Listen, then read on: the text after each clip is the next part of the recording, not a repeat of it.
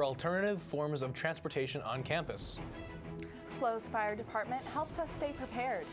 And learn more about a group of 12 Cal Poly students that have been working on starting a small business all quarter long.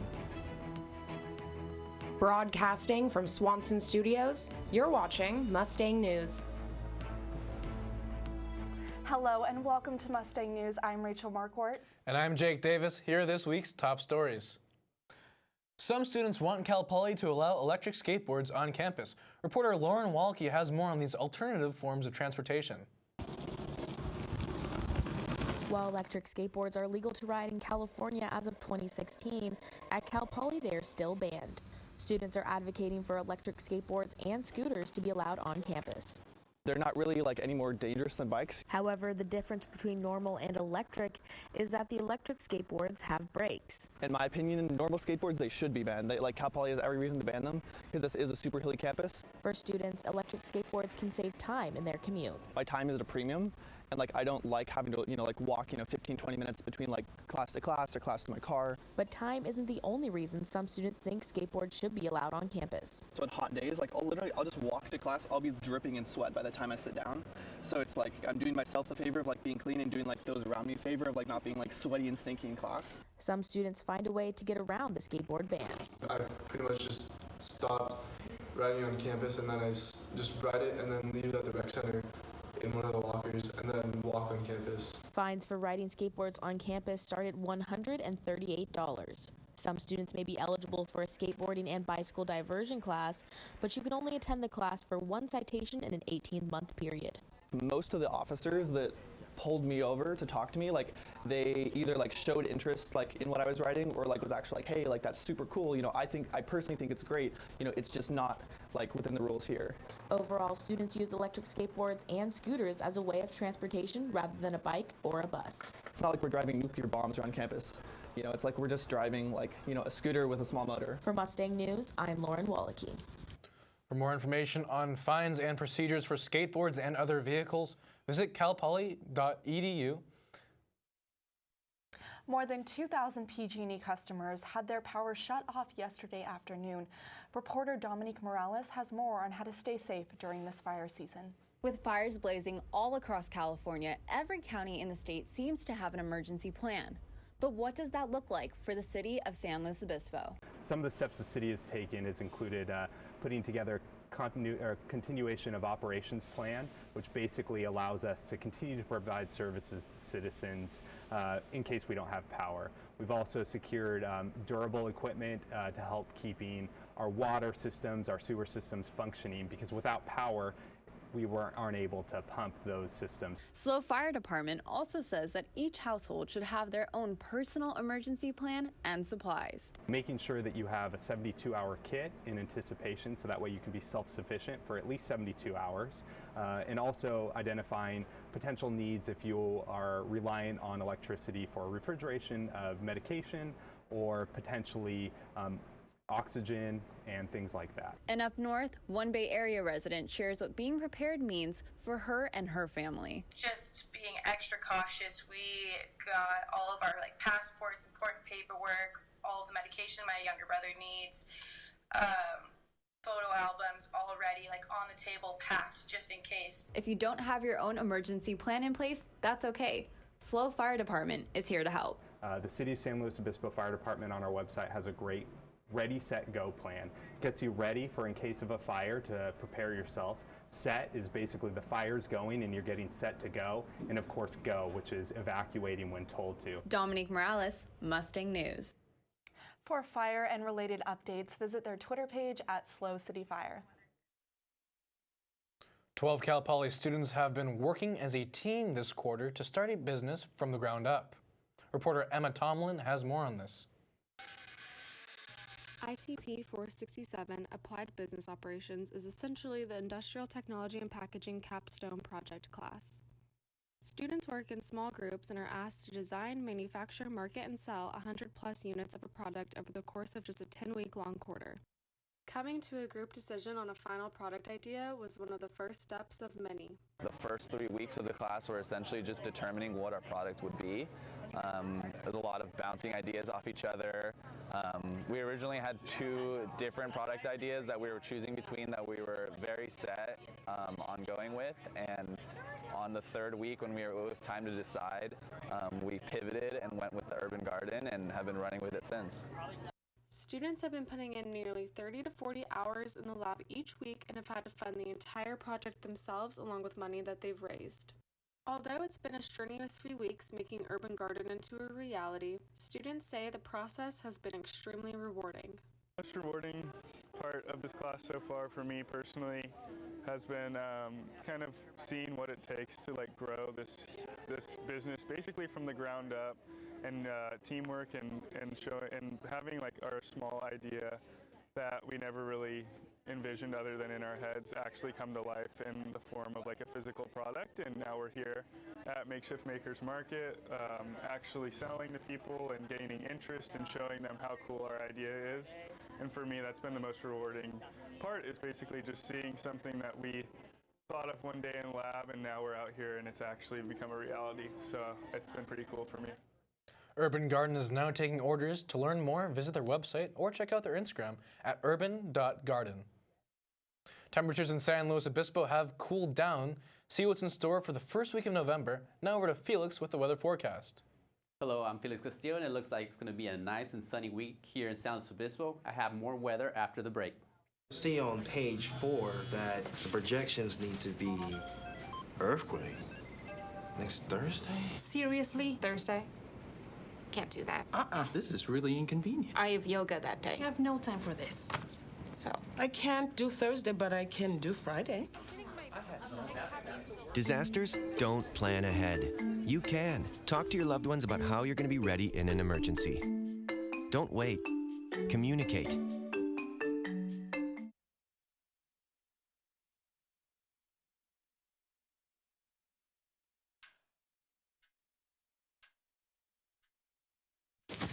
Awkward. I'm the awkward silence. You try to avoid me, then there I am again. But an awkward silence can be a great thing. Like Kelly here is about to demonstrate. You haven't really been yourself lately. Are you okay? Find out how you can help a friend with their mental health at seizetheawkward.org. I'll never forget the day our landlord called and said, "Read your lease. No pets allowed." My owner tells him my dog ate the lease, but that didn't work. And now I'm stuck in a shelter. But this pit bull is ready for a new crib. I'm loving, loyal, and play well with others. So don't be intimidated by all my muscles, because the biggest one I have is my heart. That's right, I said it.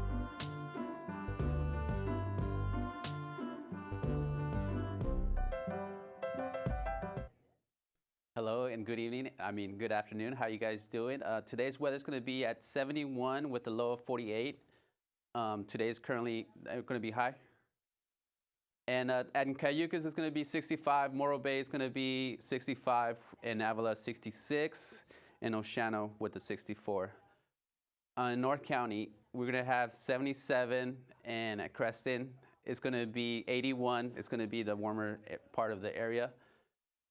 And South County, we have Nipomo with 67, Arroyo Grande with 66, Santa Maria with 71. And the lows are going to be trending into the 40s, as you can see.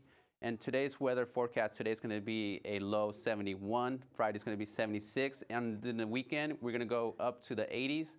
And as you can see, throughout the whole entire week, we're going to have a trend of 48 to 47 degrees. And that's it with weather.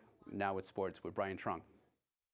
Thanks, Felix. It was the end of the road for Cal Poly men's soccer last night after a 2-0 loss to Cal State Fullerton in the opening round of the Big West tournament. However, though, the men's soccer club team is going to nationals. The men's club soccer team is set in the first heat for nationals after a win at regionals against UC Santa Barbara. Lewis Heinzner, a fifth-year center midfield, says this team's focus and commitment make this year special. The team has grit. They're passionate, they want to win. Men's club soccer has been undefeated 3 seasons in a row. With 6 a.m. practices several times a week, the 22 players are giving it their all. Why do you do what you do every day? You got to do it. You got to come out here and you got to play. The best teams in the nation will be competing for the title. Cal Poly Club Soccer is expecting tough competition. Nathan Engstrom, fifth-year center back and team captain, explains their biggest challenge leading up to nationals. Definitely getting the right mindset. 3 weeks off, guys, want to have fun, but it's time to focus in and get ready for nationals. You have to be calm, cool, and collected when you're going to Texas and you're playing some of the best teams around. To take on these challenges, the teammates have each other's backs. Free kick. We're all best friends. That's what we always say. Their camaraderie helps keep them focused. They have 2 more weeks of training and practice before the big game. The team will compete in the national championships in Round Rock, Texas from November 21st through November 23rd. We can talk the talk, but we just got to walk the walk. So hopefully we have an interview in a month and have a trophy in my hand. So we're winning a natty. I'm Giselle Fernandez for Mustang News. For other Cal Poly Athletics, men's basketball is going to be kicking off their regular season tomorrow at Santa Clara University. Over the summer, the team went on a Tour of London tournament where they went 2-2 playing against professional English teams. First-year head coach John Smith gave a quick update about where the team is at heading into the season. For us right now, we're just trying to focus on the timing and the spacing of our offense, taking care of the ball, and just really moving the ball from top side and getting as much paint touches as possible. Execution driven has been our focus the last couple weeks. The team will return to San Luis Obispo to take on Simpson at Mott Athletic Center next Friday, November 15th. That's all for sports. Back to Jake and Rachel at the desk. And after the break, learn about the importance of cybersecurity. If I could go back and change it all, I would. I think I'm gonna miss you the most. I'm sorry. I'm so sorry. I'm so sorry. Or maybe it's just the little moments.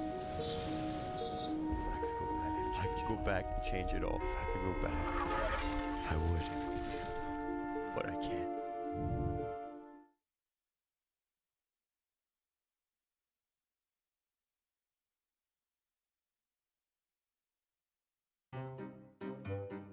You think getting dumped by text is harsh? Try getting dumped by a tennis ball. My ex-owner drove me out to the woods, yelled fetch, and by the time I brought the ball back, he was gone. Yeah, I was pissed. But the folks at the shelter helped me let go of my anger. I learned coping skills, like taking it to the hole. Boom! Now I'm ready to fetch again. But how about I throw and you run and get it? On Friday, military service members, students, and faculty joined together at the California Cybersecurity Institute to learn about how to defend a company from hackers. The event was hosted by CCI and Splunk. Splunk is a software defense organization. Representatives of Splunk ran a competition during the event where teams raced to defeat the hacker. Army soldiers attended the event as well as Cal Poly students and faculty. We expand everywhere because cyber has an impact. If you're in agriculture, if you're in business, you need to understand how to read analytics. No matter what field you're in, cyber has a place because ultimately it's information and the privacy of that.